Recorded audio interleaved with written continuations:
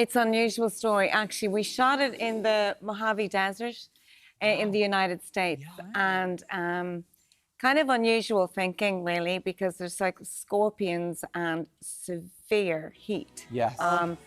And they were shooting us outdoors all day with then also the light reflectors for foam.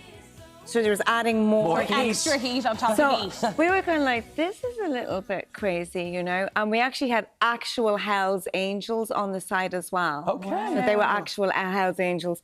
But what actually happened was maybe, you know, halfway through the day, Andrea became sort of delirious and was talking, you know, it wasn't making sense. And she went and sort of lay down in the Winnebago, you know, like the little trailer. Yeah. And was really kind of going green and stuff like that. And I was sort of going, are you okay, Andrea? And the next minute, hear me? I was exactly the same. Wow. We were rushed to emergency. Stop. Severe, like, heat stroke. Okay.